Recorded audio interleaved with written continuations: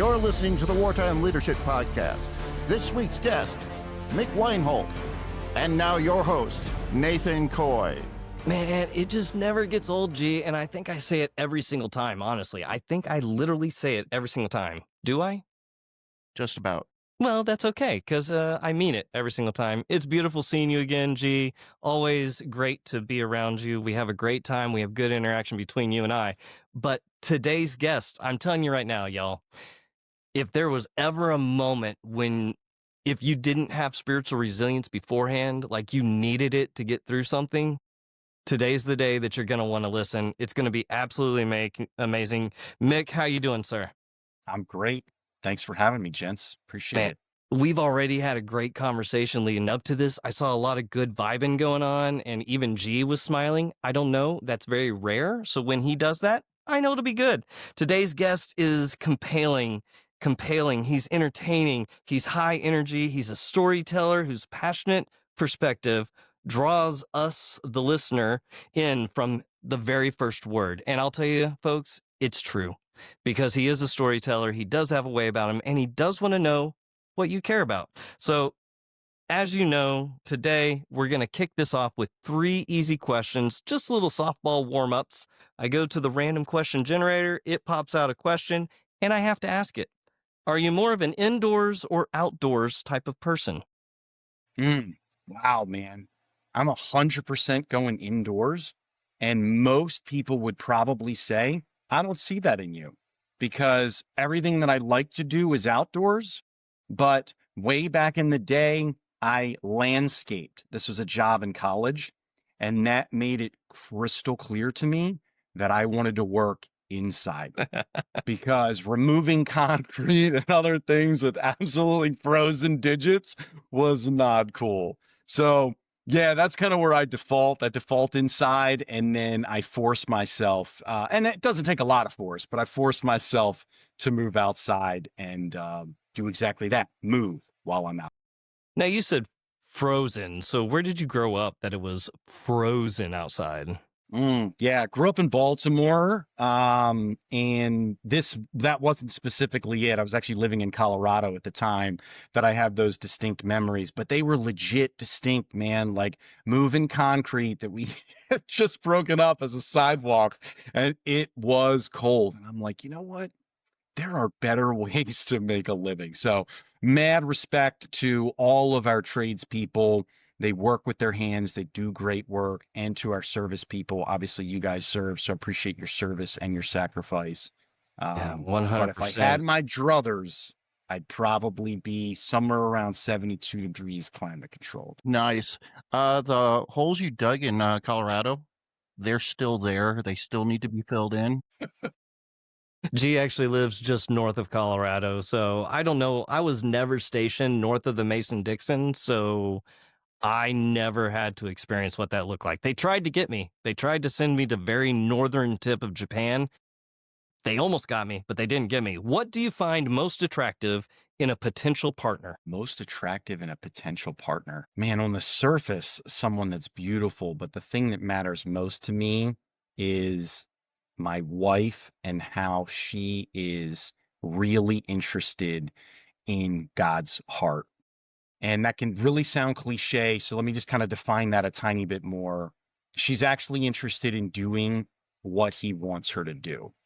And that's even created some conflict for us over the years where she serves, and she serves selflessly, and she serves a lot. And I was like, man, I feel like you got to take your foot off of that pedal. And she's like, dude, this is how I was built. This is what I was built for. You need to get in line with that. And I'm like, Roger that. So, yeah, a woman after God's heart for sure. You know, it takes me back to Proverbs 31, right? I mean, that is the description of what, ideally the perfect woman is all about. She does him good and not harm all the days of her life. So in that same sense, we're supposed to take care of them. So good on you for that. What is in your fridge right now? I just loaded it up with some hamburger. I am all about prioritizing protein. I also put some sliced roast beef in there just moments ago. Lots of protein in our household. I told you they were completely random. So, I mean, there wasn't any getting away from that one. Yeah, So, no, that's solid, man. all right. Hey, Mick, I know you've got a story. Everybody has a story to tell, and we are very interested in what yours is. So let us have it, brother. Yeah, well, praise God for the ability to share that. So, I think the best place to start is talking about what brought me and then also my wife and I into relationship with God. So I'll give all of your listeners a tiny bit of backstory. I grew up in a quote unquote Christian household.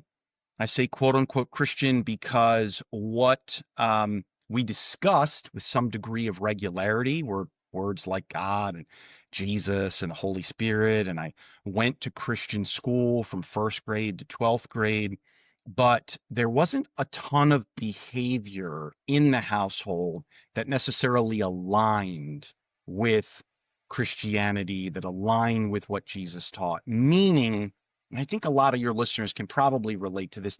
There was a lot of anger. There was a lot of conflict.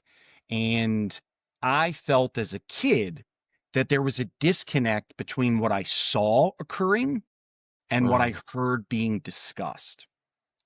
And the other layer that existed for me was this God that I heard about and had lots of familiarity with, okay, in terms of, Christian school, Christian household, all of that type of stuff, I perceived to be largely the distant disciplinarian.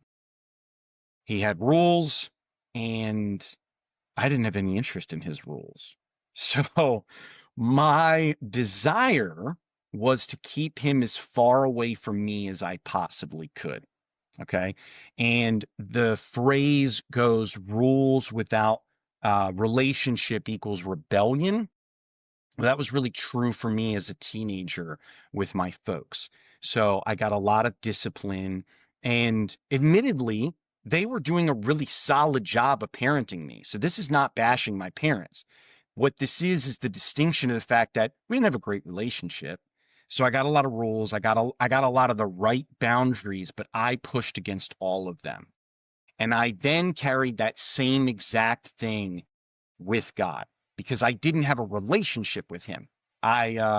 Gosh, this is going to sound crazy. I understood, quote unquote, God, right? Which I know is obviously impossible, right? But I guess it's better to say I very much knew of him, and I could talk about him accurately, but for sure, I never met him. Okay. I didn't have any relationship with him. So in 2000, I'm living in Colorado at this time. I'm a massively ego driven, what I'm going to call overgrown child. Okay. I'm 19 years old. I'm 6 feet tall, but I am the furthest thing from a man, even though, guys, I 100% believe that I'm a man. I'm living in a 1-bedroom apartment by myself. I'm paying my way through college. Like, I've quote unquote got this. You know what I mean? Like, Oh, yeah. like meaning I'm not living large in a sense of like, rich and Bezos-esque, but I'm like, dude, I'm doing this life on my own. I've quote unquote got this. And I was fueled basically by Mountain Dew and ego. Okay. Probably some Skittles mixed in there too at In different the points. military, it's usually Mountain Dew and cigarettes. So, Hey, yeah, I it totally was get it. it was Yeah. coffee and nicotine. Yeah. When I was that age, and I think I was in Germany, living it up. Oh, my first TDY, beautiful, and young, stupid. Oh yeah, gun ho. Let's go get some beers. 3-day Yes. weekend. Hell yeah. So Mountain Dew and oh man. Yeah. So where that ultimately led me to was because I was athletic, like to spend time outdoors, even though I answered the first question as I really prefer the indoors. When I'm outdoors, I like to move when I'm outdoors. So I like to do a lot of hiking, a lot of climbing, mountain biking, road cycling, ice climbing, all of that type of stuff. And Colorado is a playground for all of that. And there are two 14,000-foot peaks that are about an hour, 15 hour, 30 minutes from Denver called Grays and Torreys. And so because they are the closest to Denver, they are the two most popular in terms of foot traffic. And I had hiked them because it's a pretty straightforward hike to get to the top of them if you just take the main trail. Being driven by ego, I'm like, okay, been there, done that. So has everybody else. I'll do Grays and Tories, again, because they're close, but I'll do them better. Okay. So I came up with this idea that I was going to climb Gray's Peak via the Lost Rat Couloir. And a couloir is basically like a chute that would be considered like a double black diamond at the top of a Ooh. ski resort. Okay. Ooh. So envision that basically it's filled with snow. And my goal was to climb up it and then get on the ridge and then ascend the ridge up to the top of the 14,000 foot Gray's Peak, drop down into the saddle between Grays and Tories, go up to the top of Tories, come back down, be home for dinner, quite literally. And I chose to do this on a day off, which for me was Monday and Tuesday. I worked retail and that was my schedule. And it was Tuesday, November 7th of 2000. That is the day of the hanging Chad. That is election day, George W. Bush and Al Gore. And there's a couple things here to keep in mind, okay? So I am climbing in the mountains with the express intent of climbing a snow gully or a couloir, okay? And when you're climbing a snow gully, you want it to be filled with snow, right? So it is filled with snow, but it's very, very, very early season. In fact, it's not even technically winter yet. What that means for all of the listeners is that everything looks beautiful. It's all blanketed white, looks like a winter wonderland, but there is not enough snow for any of that snow to be stable. So a couple of 100 feet up that route, up that climb, okay, I end up causing an avalanche. I am the actual trigger. I am the cause of that avalanche, and I am there by myself. I am swept to the bottom of that route, which is a couple 100 feet, meaning we're talking probably 250 to 300 feet down the slope. Immediately after I hear the distinctive whoomph, which is that settling of the snow, okay, and it's very, very distinct.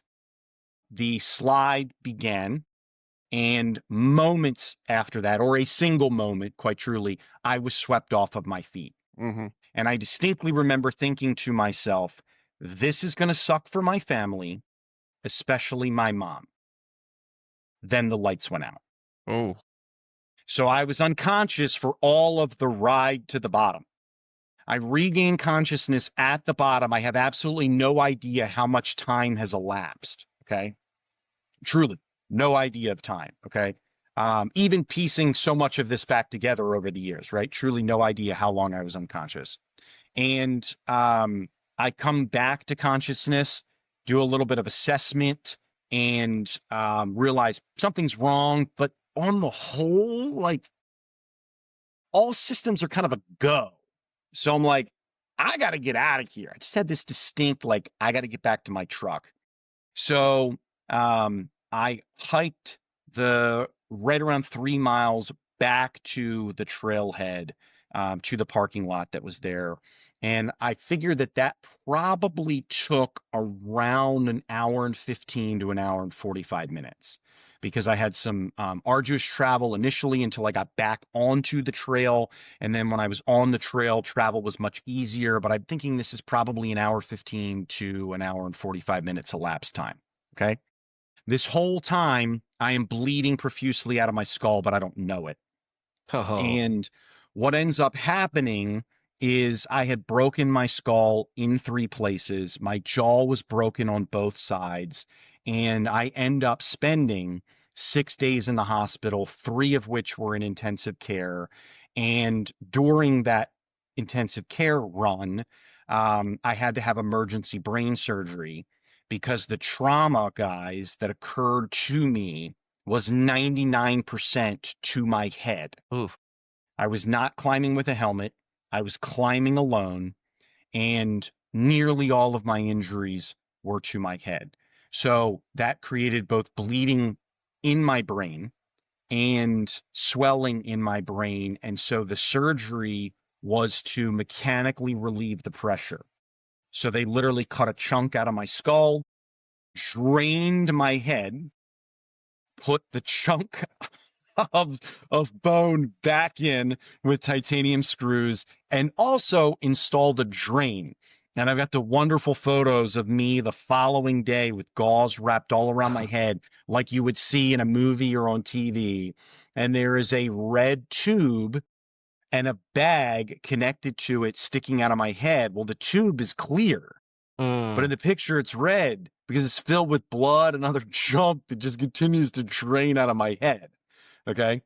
So go ahead. Yeah. I'm just going to go for a timeout here real quick. Okay. Ego and Mountain Dew fueled this 14er that you decide to go out on. Okay, wow. I'm just blown away by you had to have been, that ego had to be riding very high, like very much in the arrogance to think that this is no big deal. But how did you not know that you're walking through this trek? Did you ever look behind you and go, oh, there's a red trail behind me that I could follow if I choose? Yeah. Now, man, it was really, really focused, Nate. The goal was from the moment that I knew and did that kind of like check of like, okay, generally speaking, all systems are a go. It was get to the truck. And then once I was at the truck, it was drive yourself to the hospital.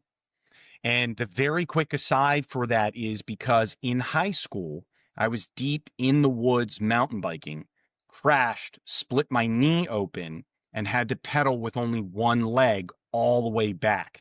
And so what I did was I pedaled with one leg all the way back to my car, got in the car, drove myself to the hospital. So I was anchored in this order of operations of like, get to the car, get to the hospital, you'll be good.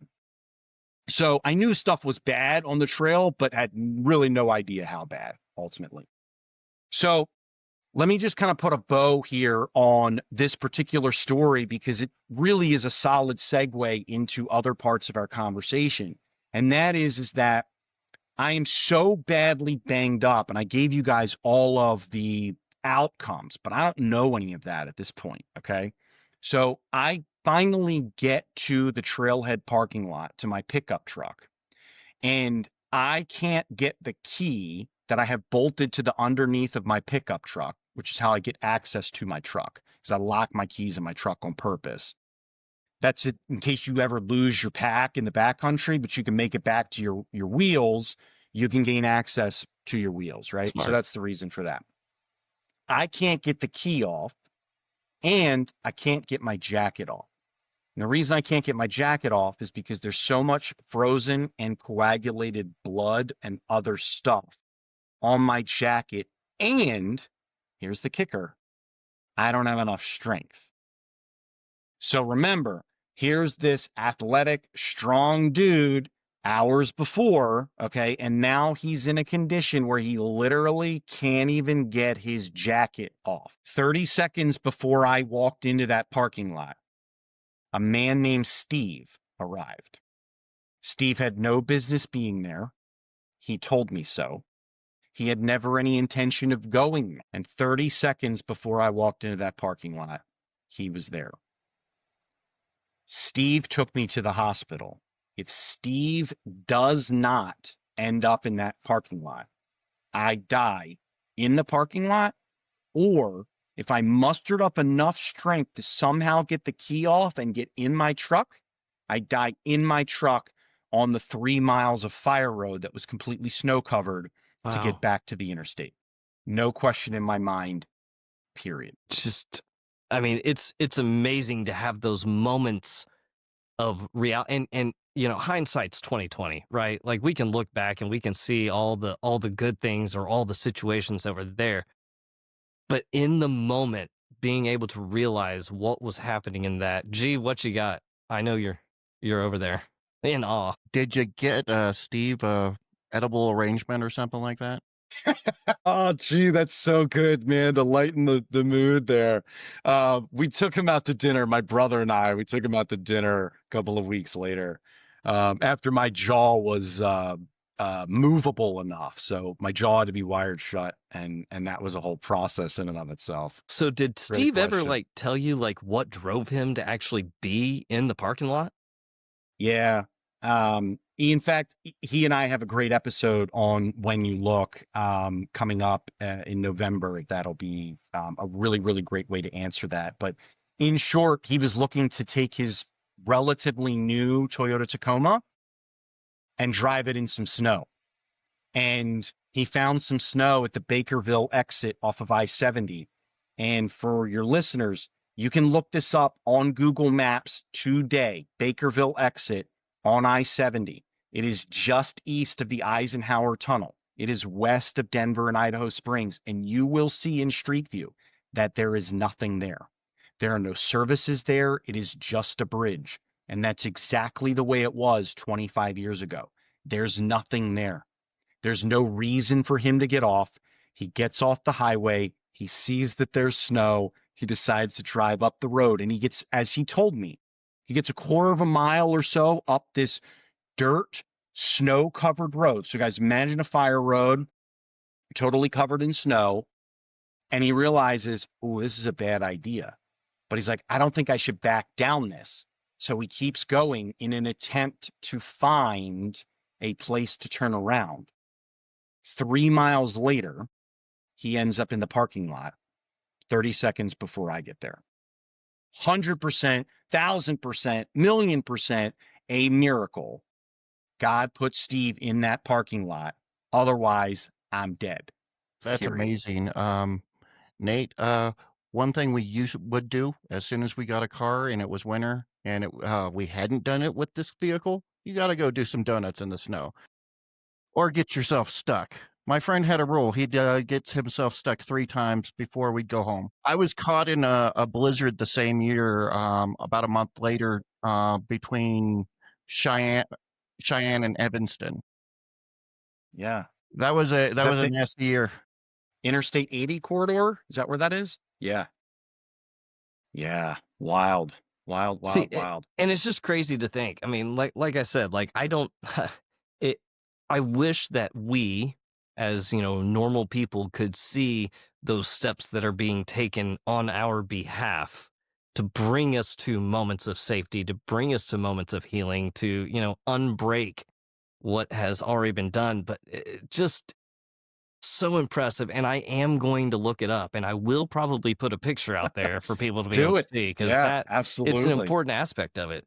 Yeah. And it's like literally less than 45 minutes away from Breckenridge to the west, and half an hour tops away from Idaho Springs, which is just outside of Denver. I mean, like in the modern day, the fact that there's nothing there is odd, and it's still that way.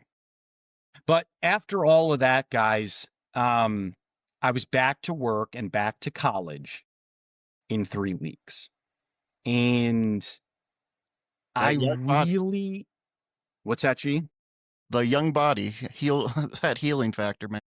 Yeah, man. And enough Mountain Dew to keep it all rolling too. Like, and I'm highlighting the 3 weeks for the following reason. Like, I didn't have a lot of burn-in time to really consider what was going on and the gravity of all of this. So where I came to was God saved me. Because, right, like I believed in God, but I didn't really have a relationship with him.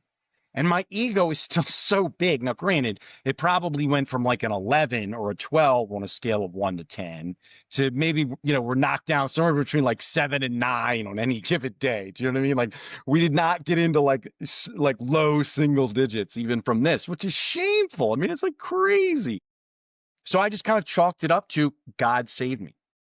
And my mom occasionally would ask me, she's like, why did God save you? Like not Mm. meaning she didn't believe that, but like, what is the reason? What is the purpose that he saved you? And I'm like, I don't know. I have no idea. I'm just grateful to be alive. But that was like grateful with a little g. You know what I mean? Like, not even like, man, I'm legitimately grateful because I should have died. You know what I mean?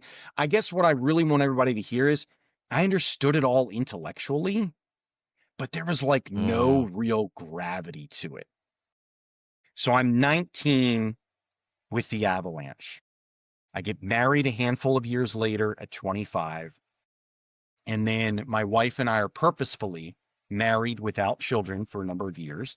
And then we decide, and I'm using my words here very appropriately or specifically, we decide now we're going to have a family. Okay. Now we're going to start a family. Yeah. So we got pregnant.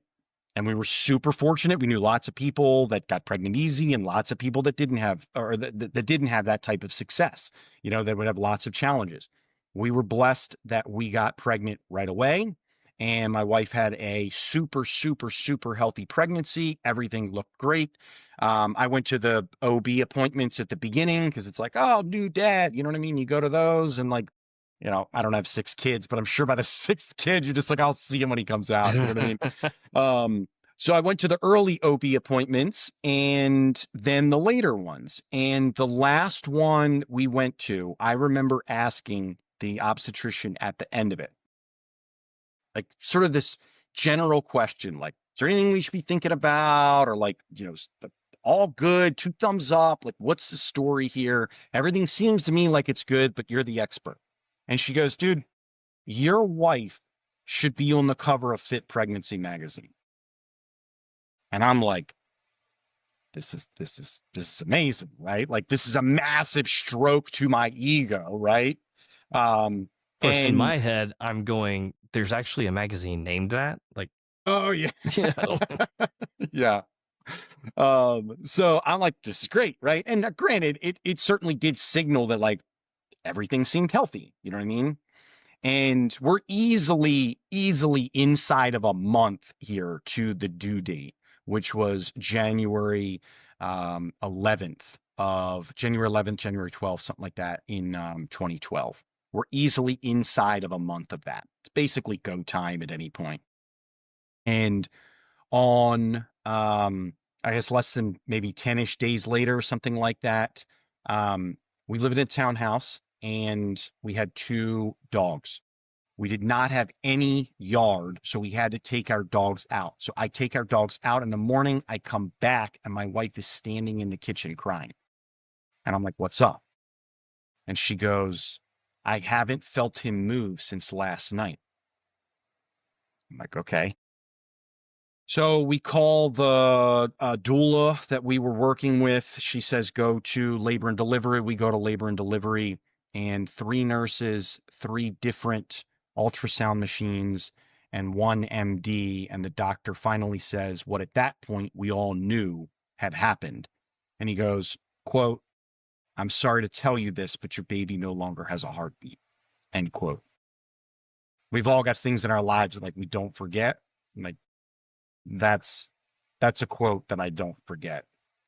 So where am I going with all of this? If you want to call it a near-death experience, which I guess is really not accurate, having a experience that I caused myself that almost killed me and legitimately should have killed me didn't get my attention. What got my attention was God taking our firstborn son. So I am physically on my knees, crying out in the completest form of the word desperation. And my wife is in one of those giant 1-person bathrooms in a in a hospital. You know what I mean? It's like, not only can you drive um a wheelchair in it, but like you can drive a gurney into it, you know what I mean? And like a dump truck. I mean, you know what I mean? But like it's just for 1 person.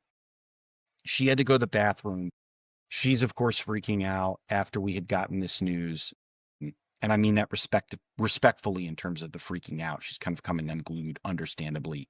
She has to go to the bathroom. I walk her to the bathroom and she closes the door and I get on that linoleum floor and cried out to God. And it's that moment, guys, where I began a relationship with God. I began a relationship with Jesus. I began a relationship with the Holy Spirit. So here's the deal. We thought we had a Luke-shaped hole in our hearts. God showed us that we had a God-shaped hole in our hearts. and he loved us through the grief. He filled the hole and changed our lives, changed the trajectory of our lives, and then changed our family tree. Yeah. And I can see you've got maybe a question on the tip of your tongue there, so I'll Yeah. just pause for a hot second. You know, listen, Mick, being a Christian myself and understanding, and we talk to all varieties of individuals that have been through all varieties of things, from people that don't believe in anything, which is a belief. Call that weird. Believing in nothing is still a belief in somethingness. Something. To individuals that that they the Abdullah Baba got whatever, they do the special prayers, the citations. We had biblical priests, and all of these individuals had a lot of stuff in common, oddly enough, and that's the simple fact that they have to believe enough in what they're doing and what they believe in. With you, I see so much correlation to Isaac, right? And there's a lot of something that's really, really special with the firstborn child and that relationship with God in that. Whether it's the elimination of the firstborn in all of Egypt, right? Or it's, Moses being sent off, meaning literally water, to Isaac being the sacrifice that ended up not happening. I think there's a lot of that in your story with who you are, and just that moment of you in the bathroom, the oversized, grotesquely big bathroom, but still feeling so empty and alone, and but vulnerable with your wife. I don't know how all of that links, but I just sit there and I go, your body, your baby doesn't have a heartbeat anymore. And that being your firstborn, not only your firstborn child, but your firstborn son, man, that's like a gobsmack, just everything coming at you. How can you find faith in that moment? It comes down to one thing: God's grace. Mm. And I want to clarify this for everybody that's listening, okay? Because what I am not saying is some church cliche thing. I was at a moment in life where I could have shaken my fist at God, or I could have run to him, okay?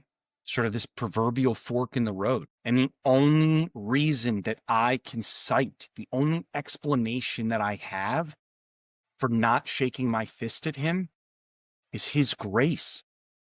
I just got moved in that direction. I knew enough about him, and I had no other choice. And what I mean by that is, up to this point in life, I've solved every problem myself. Mm. Now, that's totally not true, okay? But that's absolutely how the mechanics worked in my brain. You know what I mean? The calculations are all, we're like, oh, we'll figure this out. I We mean, it's figured it out. Mountain Dew and Figured it out. ego. All right? Yeah. Exactly. And so the ego would have said, how dare he? Mm-hmm. And instead, everything was wiped away. And there was just this realization that there's nothing I can do. So I was like, God, I need you. We need you. So what was that like with your wife? Because I mean, there has to be this. There's always going to be this balance in marriage. When I'm weak, she's strong. When she's strong, I'm weak. There's always going to be. But this, I mean, I'm going to just go out on a limb here and say this is probably the weakest moment for both of you, and most vulnerable moments for both of you. So how do you, as the husband, take her through this journey? How did y'all, when you came out of the bathroom, when you decided that you were moving forward, what did that look like for you? Mm. Yeah, man. So really practically speaking, it meant we're just going to pray. And so that's the way that I led. But like, man, I hesitate to even want to use that word, meaning led. Like, that is technically what happened. Absolutely. Okay. However, it's like, I want zero credit for that, because when I think of like leading my wife, like, I feel like you're like doing the right thing. You know what I mean? Like this was absolutely the right thing, but like I deserve no credit for this. You know what I'm saying? Like Yeah. we were we were literally at rock bottom. You know what I mean? And her response was kind of like, "Why?" And I was basically like, "Because there's nothing else for us to do. Like he can help." You know, like not that there's nothing that can be done, but there's nothing else that we can do. Hmm. And so it was, we just need to pray. And that's really what started the relationship with God. Because, you know, in the years leading up to this, my wife had actually suggested that we go to church. And I was like, nope, we're good. You're good. I'm good. We don't need any of that. And gosh, man, that's the God's honest truth. I mean, Yeah. I hate to say that, but that is the reality of it. So you said that you had a relationship before. You had gone to church. You had gone and experienced this, and you had, there's the difference obviously between hearing, and seeing what was happening. What was your wife's experience with church, with the big C church? Yeah, totally. So let me just make a quick distinction here. I had a lot of familiarity with God, but I definitely did not have a personal relationship. And that's the thing that I want to Mm. distinguish. My wife, her parents split very early on and then later remarried to other folks. And so what ended up happening is that she would split time. When she would be with her dad, she would be in church. And then when she was with her mom, she was typically not in church, although there was some time in the Catholic Church for things like confirmation and all that. But that was for her very much just I just sort of have to be here. I don't even understand this type of scenario.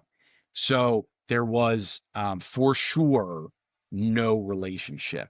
And by no means am I trying to compare, but I think it may be helpful if on a scale of 1 to 10, we have awareness of God, familiarity with God. I am further by 3, 4, 5, 5, digits up that scale than my wife at this particular time. You know what I'm saying? In no way to try and be better than her. Just sort of like that was the reality.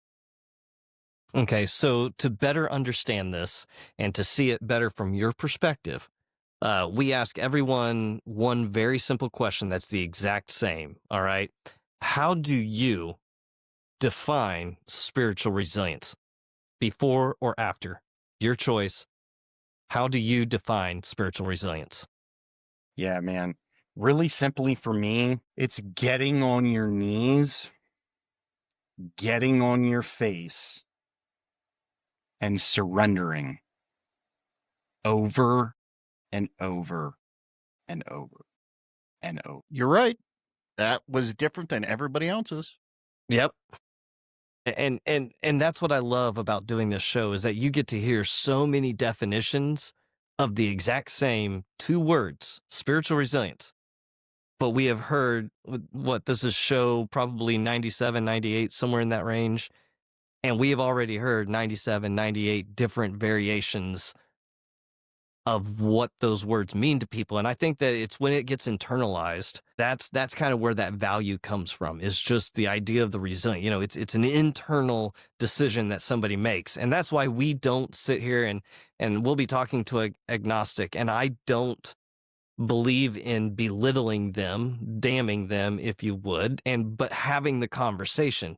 The Catholic priest that ended up being homosexual, and then the agnostic individual that lost their son to a fentanyl overdose, their wife to suicide. Like everybody has gone through this deal, and they've had to ask themselves, even subconsciously, how do I make it through this? G and I come from the military background where we talk about resilience all the time, and we have great answers for spirit or for social, for physical, for mental resilience. But when it comes to spiritual, nobody Take, wants to have it. yeah, take some Motrin and go work out. Yeah. And it's like, but isn't that physical? Well, they cross streams a lot. Yeah. Stay hydrated too. Yeah. Yeah.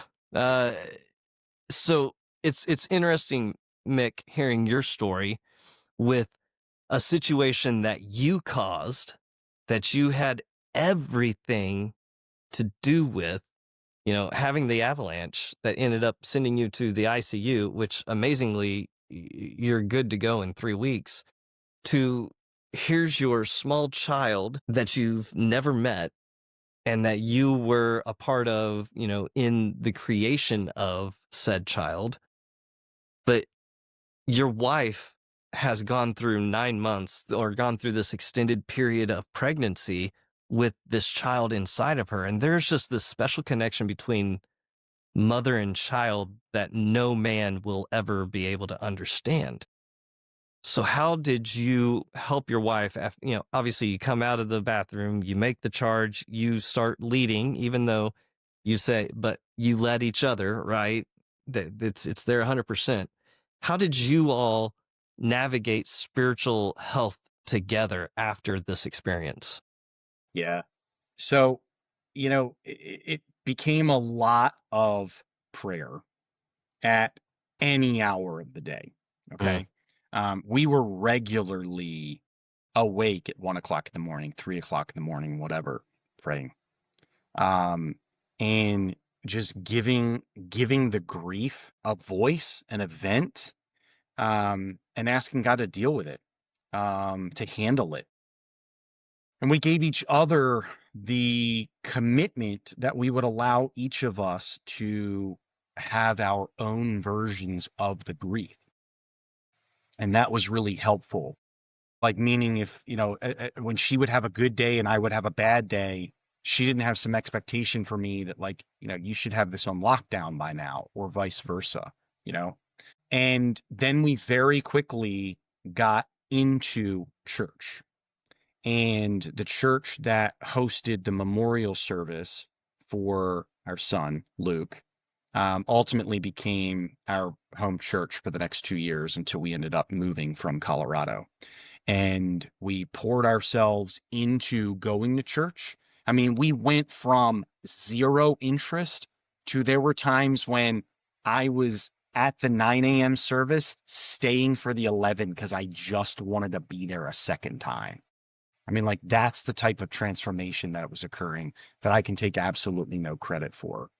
Um, that church also hosted a grief share, which is a kind of a formal group grieving group, I guess.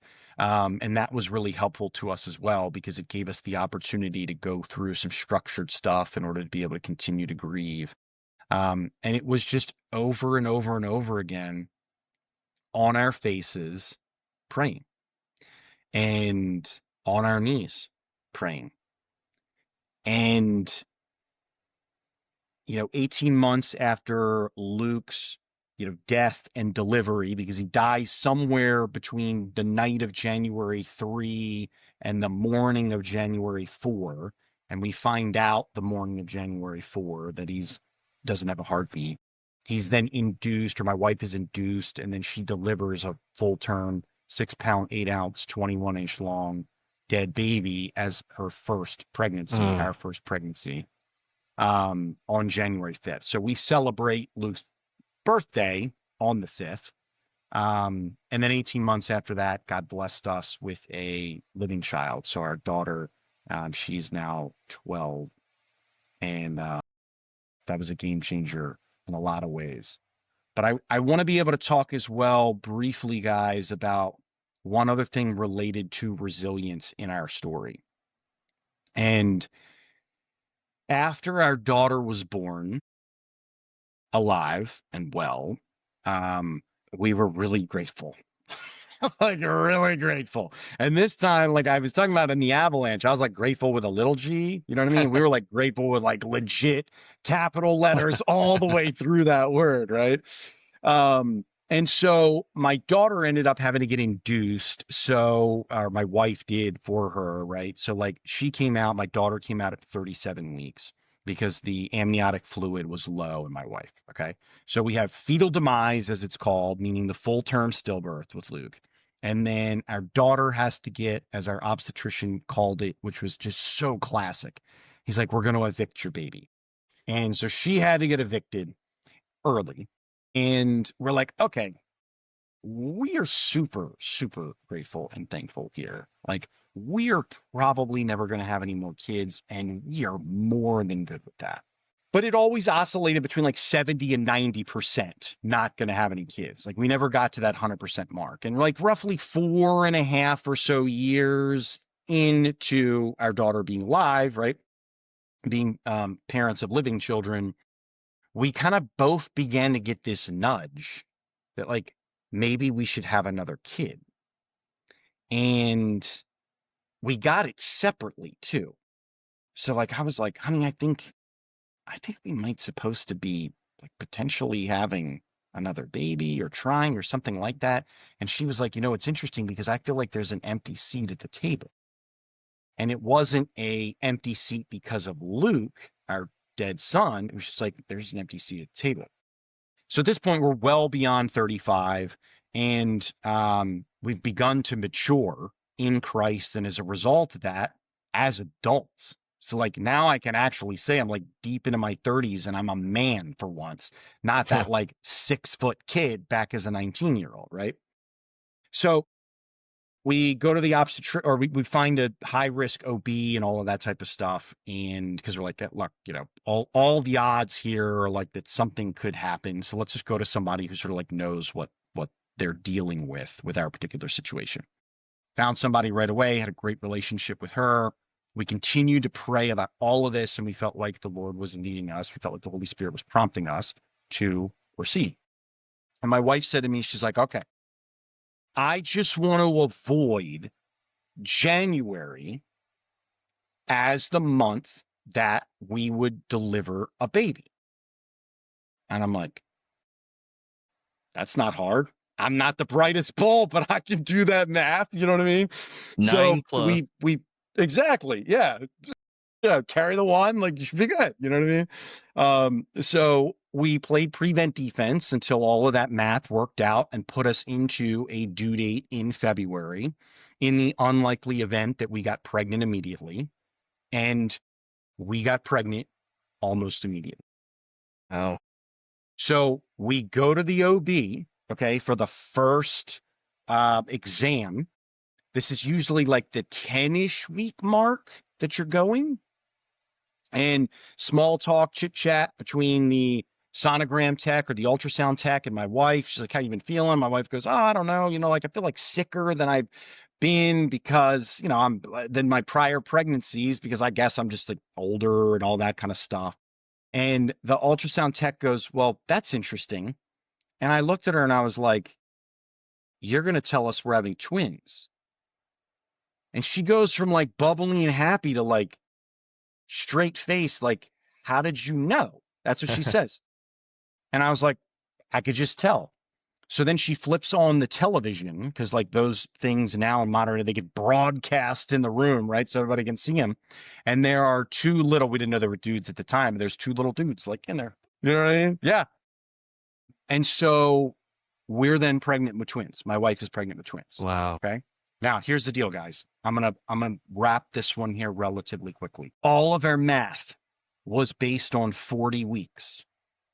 A 40-week full-term baby would have come out based on our math in February.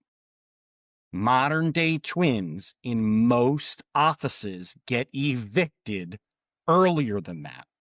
And our OB was like, these kids are coming out at 36 weeks. 36 weeks puts the due date in January. And my wife is like, oh, no, you didn't. And I'm like, how are we going to handle this? I mean, because like I have a ton of respect and love for my wife and a ton of respect for this obstetrician. You know what I mean? So like, how are we going to handle this? So my wife and the OB over various different appointments kind of like battled about this. And I'm praying about it.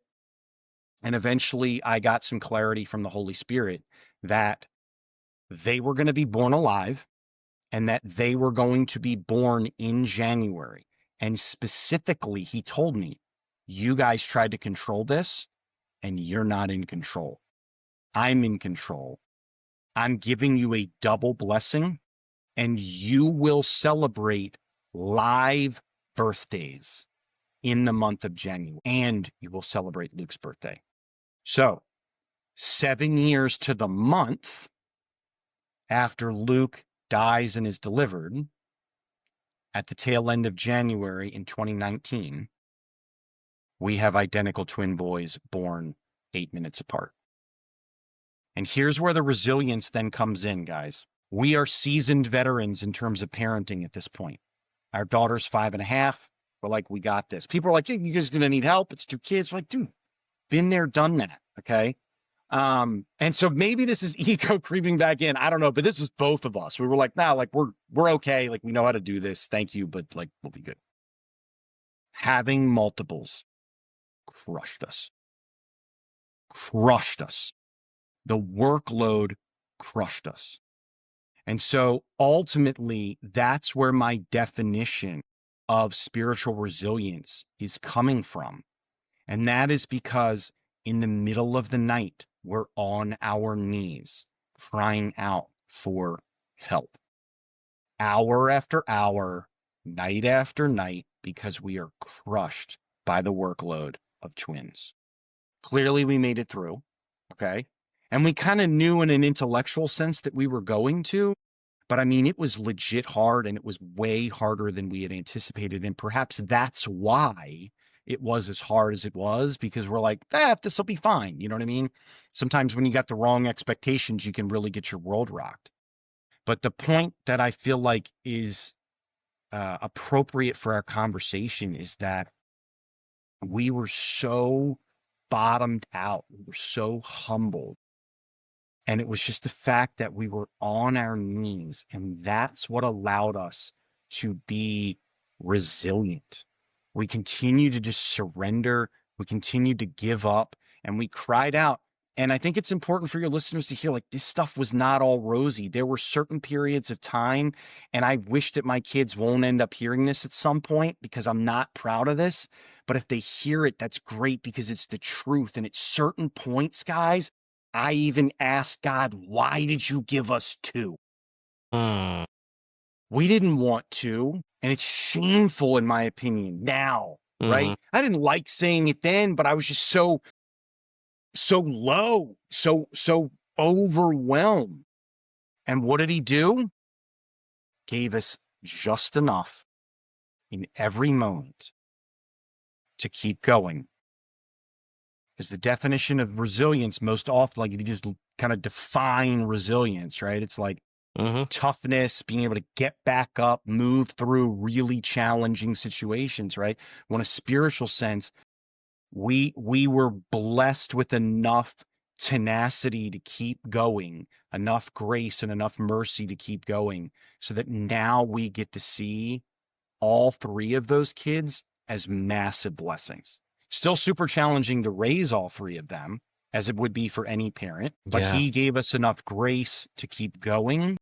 He gave us enough resources to keep going in terms of people. I mean, guys, I would roll into my kitchen at certain points. I'm like, wow, I have never seen you before in my life, but there's 2 kids over there and there's 2 bottles over there. And I think you're here because my wife scheduled you to help. Like, there you go. You know what I mean? Because like I was working, like, I mean, like, my point is like he gave us resources, even people that we didn't even know or barely knew, to help.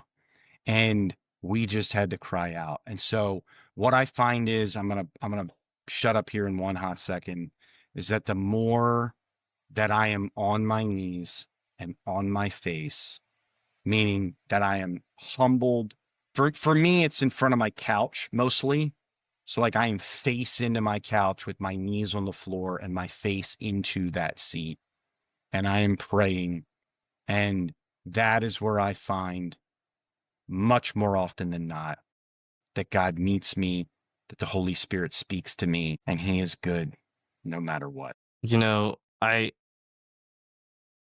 yeah, very powerful testimony. And I do like, we talked before we got going that you said, well, I don't think I'm going to get into the Avalanche. Like, I don't think I'm actually going to hit that one. But the way that you showed how your actions and your egotistical self really kind of made that play out. You said that you were fueled by Mountain Dew and ego. What fuels you now? So I'm pausing to make sure that this is a real answer. I think the best answer to that is my desire to be obedient. And what I mean by that is that rules without relationship equals rebellion. And it meant that in my life, no question. And now I have a relationship with Jesus Christ. Not only is he my savior, but I have a relationship with him. And so now his rules, because of the relationship, I just want to honor him. I have a desire to honor him. So it really comes down to, what do you have ordained for me to do today? Let me be obedient to you and do that. Well, I think you said it beautifully when you said give grief a voice. That was one major outcome that you and your wife found, was to give grief a voice, but then also have your own version of grief. And in the same way, we have to have our own version of resilience, and whatever that looks like. And for you, in that very simple way of writing these words, but God. I think everybody forgets that there's a comma, that right before there's that stop, that pause, where we have everything that happens. There's a bit of a pause, but he knew you could handle it. Thank you so much, Mick. And just so everybody knows, you have a YouTube channel. You have some amazing videos, some amazing conversations with individuals. What is the name of the podcast?